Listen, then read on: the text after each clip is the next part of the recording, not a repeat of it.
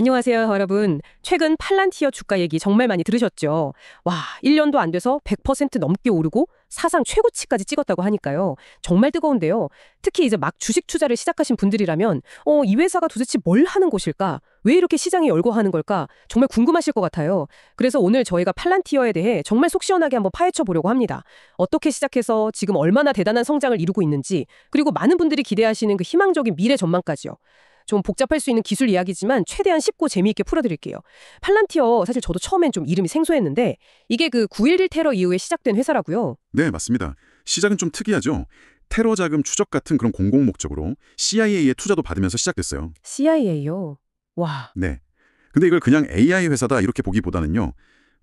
방대한 데이터 속에서 관계를 찾아내 분석하는데 아주 탁월한 그런 데이터 분석 전문 기업으로 보는 게 더 정확합니다. 관계를 분석한다. 그게 어떤 의미인가요? 좀 더 쉽게 설명해 주실 수 있을까요? 그러니까 단순히 정보만 보는 게 아니라 데이터와 데이터 사이에 그 숨겨진 연결고리를 파악하는 거예요.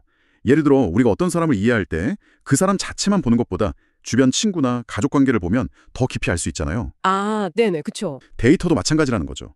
서로 연결된 관계 속에서 진짜 의미를 파악하는 것. 이게 팔란티어 분석력의 핵심입니다. 오, 굉장히 흥미로운데요.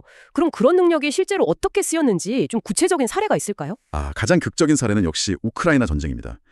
이게 팔란티어에게는 정말 중요한 전환점이 됐어요. 젤렌스키 대통령을 만났어요. 그리고 서비스를 무상으로 제공하겠다고 제안했죠. 무상으로요? 대단하네요. 네. 그래서 전장의 군사 데이터는 물론이고 후방의 교육이나 경제활동 같은 국가 운영 데이터 전체에 접근할 수 있게 됐어요. 이걸 통해서 실제 극한 상황에서 데이터 분석 능력을 어마어마하게 발전시킨 거죠. 와, 예를 들면 어떤 식으로 분석이 이루어졌나요? 예를 들어서 전장에서 탱크 한 대가 딱 포착됐다고 해봐요.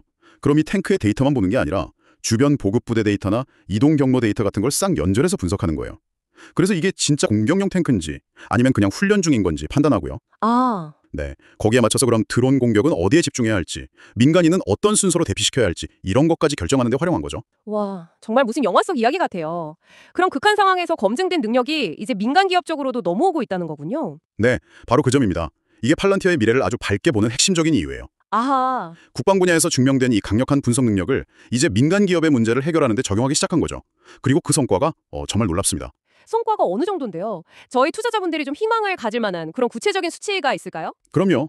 특히 미국 상업 부문 매출을 보면요. 작년 1분기에 무려 71%나 급증했어요. 71%요? 와, 네. 그리고 두 분기 연속으로 60%가 넘는 뭐랄까 폭발적인 성장세를 보였죠. 연간 계약 총액은 183%나 늘었고 특히 100만 달러 이상 고액 계약 건수도 2배로 늘었다는 게 주요해요. 아, 단순히 고객수만 늘어난 게 아니군요. 그렇죠.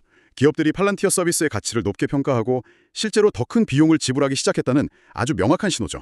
이게 정말 희망적인 부분입니다. 기업들이 구체적으로 어떤 도움을 받길래 이렇게 큰 비용을 지불하는 건가요? 팔란티어의 파운드리라는 플랫폼이 그 중심에 있습니다. 파운드리요? 네, 이걸로 예를 들면 삼성전자 갤럭시 부품 조달처럼 아주 복잡하게 얽힌 공급망 있잖아요. 그런 걸 실시간으로 추적해서 문제가 생기기 전에 미리 예측하고 관리하는 거죠. 와, 공급망 관리 정말 중요하죠. 그렇죠.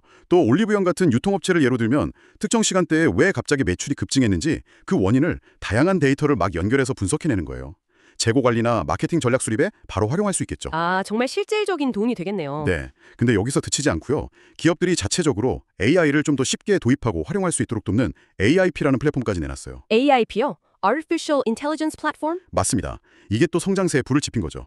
기업들이 자체 데이터를 활용해서 맞춤형 AI 솔루션을 만들 수 있게 도와주는 거예요. 듣고 보니까 정말 대단한데요. 이게 단순히 어떤 도구를 넘어서 뭐랄까 기업 운영의 필수 시스템? 운영체제 같은 느낌으로 발전하는 것 같아요. 정확히 보셨습니다. 그래서 시장에서는 이 파운드리가 마치 스마트폰의 iOS나 안드로이드처럼 기업 운영의 핵심적인 운영체제가 될 수 있다는 엄청난 기대감이 커지고 있는 거예요. 와, 기업용 OS라. 네, 이게 단순히 업무 효율성을 높이는 차원을 넘어서요. 기업이 운영되는 방식 자체를 근본적으로 혁신할 수 있다는 그런 잠재력을 보여주는 거죠. 수익성도 좋아지고 있다면서요? 네, 꾸준히 개선되고 있습니다. 1분기 영업이익률이 44%에 달했고요. 주당 순이익, 그러니까 EPS 전망치도 계속 올라가고 있어요. 44%면 정말 높은데요? 그렇죠. 그러니까 현재 주가가 좀 높아 보이는 건 사실이지만 그건 시장이 팔란티어가 만들어갈 이런 혁신적인 미래 가치와 그 엄청난 성장 가능성에 얼마나 큰 기대를 걸고 있는지를 보여주는 증거라고 해석할 수 있습니다. 미래 가치를 보고 투자하는 관점에서는 정말 매력적인 거죠. 근데 팔란티어가 원래 국방 쪽이랑 관련이 깊었잖아요. 고단 플랫폼도 있고요. 윤리적인 논란 같은 건 없나요? 네, 물론 그런 부분도 인지하고 있어야 합니다. 시작 자체가 국방, 정보기관과 관련이 깊다 보니 감시기술 등에 대한 윤리적 논쟁이 있는 건 사실이죠. 투자 결정은 각자의 가치관에 따라 신중하게 하실 필요는 있어요. 하지만 현재 팔란티어의 성장 동력과 미래 가치의 무게중심은 명확하게 민간 기업 시장을 공략하는 파운드리와 AIP 쪽으로 옮겨왔다고 보는 게 맞습니다. 아, 민간 쪽으로요? 네, 기업들의 비용을 절감하고 효율성을 극대화하는 데 훨씬 더 집중하고 있어요. 이게 결국은 소비자에게도 혜택으로 돌아갈 수 있는 긍정적인 측면도 있고요. HD 현대 같은 국내 대기업도 도입했다고 들었어요. 맞습니다. 그런 점들이 이 기술의 실용적인 가치를 인정받고 있다는 증거죠.